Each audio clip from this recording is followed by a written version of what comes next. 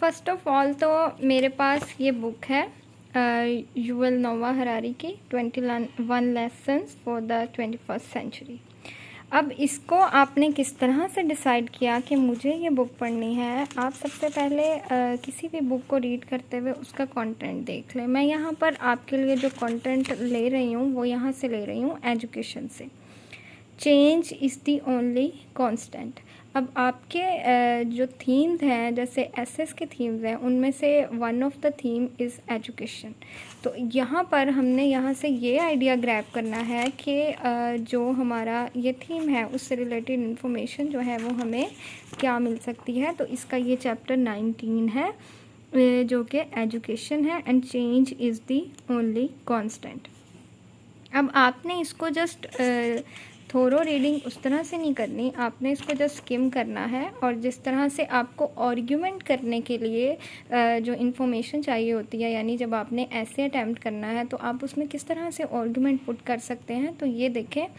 जिस तरह से मैंने in the 21st century we are flooded by enormous amounts of information, यहाँ पर हमें ये आर्ग्यूमेंट दिया जा रहा है। ये आप एडवांटेजेस में भी इसको पुट कर सकते हैं, और जहाँ पर आप एडवांटेजेस और डिसएडवांटेजेस दोनों बता रहे हों वहाँ पर भी आप इसको पुट कर सकते हैं। And even the sensors don't try to block it. Instead, they are busy spreading misinformation or distracting us with irrelevancies. अगर आप देखें तो फर्स्ट लाइन उसने स्टार्ट की है एडवांटेजेस के साथ, और सेकंड जो उसने पार्ट क्लॉज दिया है वो डिसएडवांटेजेस के साथ दिया है। तो ये एक बड़ा अच्छा तरीका है जिसमें आप एक आर्ग्यूमेंट बिल्ड कर सकते हैं कि इसमें जो है वो पॉजिटिव कॉनोटेशन भी आ रही है, प्रो भी आ रहा है और कॉन भी आ रहा है। उसके बाद एक आर्ग्यूमेंट अगर आप देखें तो ये पैराग्राफ जो है वो एक इनडायरेक्ट क्वेश्चन से स्टार्ट हुआ है, जहाँ पर वो ये कह रहे हैं कि हमें किस तरह की तालीम जो है वो देनी चाहिए होगी 21st सेंचुरी में, बिकॉज के overall trend of the world is changing. तो उसके लिए हर जो जॉनरा है, हर फील्ड है, उसमें चेंजिंग आएगी।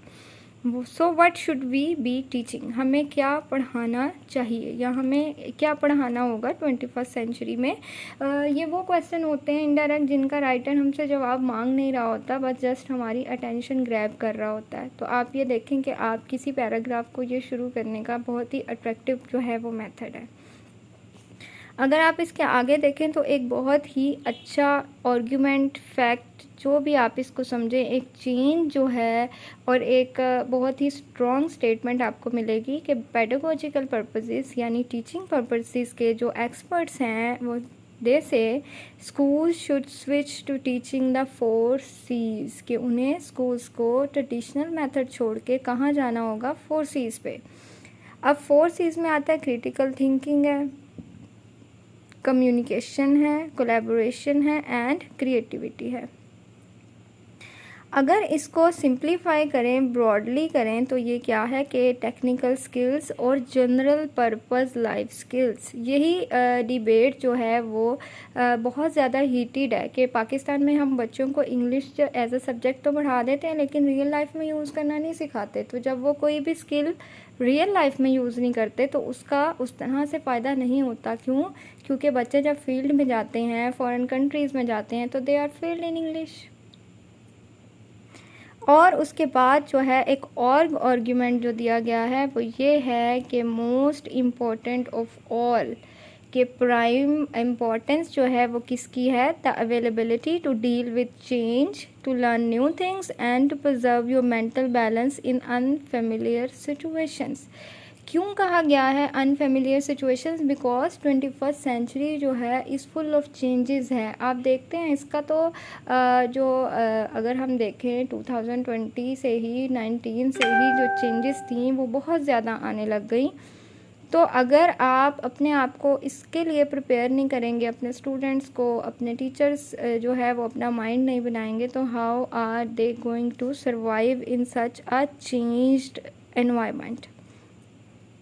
अच्छा, अब ये देखें जो लास्ट लाइन होती है पैराग्राफ की वो क्या कर रही होती है, आपकी जो डिस्कशन है जो आपने पैराग्राफ में की होती है उसको कर्टेल कर रही होती है, ख़त्म कर रही होती है, to in order to keep up with the world of 2050, you will need not merely to invent new ideas and products, you will above all need to reinvent yourself again and again. कि आपने सिर्फ new ideas और products को ही follow नहीं करना, बल्कि क्या करना है, अपने आप को भी चेंज के लिए तैयार करना है।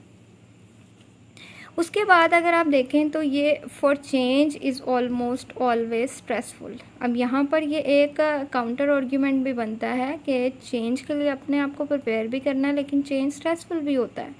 और यहाँ पर थोड़ा सा चेंज को जो है वो एसोसिएट किया गया है एज के साथ, कि जितना एज आपकी ज़्यादा होती जाती है उतना ज़्यादा आपको जो है वो चेंज करने में प्रॉब्लम आती है। इसकी एग्जांपल हम इस तरह से ले लेते हैं कि जैसे बच्चे बहुत जल्दी जो है वो चीज़ों को चेंज करना शुरू कर देते हैं अपनी यंग एज में, लेकिन ओल्ड एज में चूँकि वो सारी हैबिट्स डेवलप हो गई होती हैं, इसलिए एजेड लोगों में ये टेंडेंसी नहीं होती।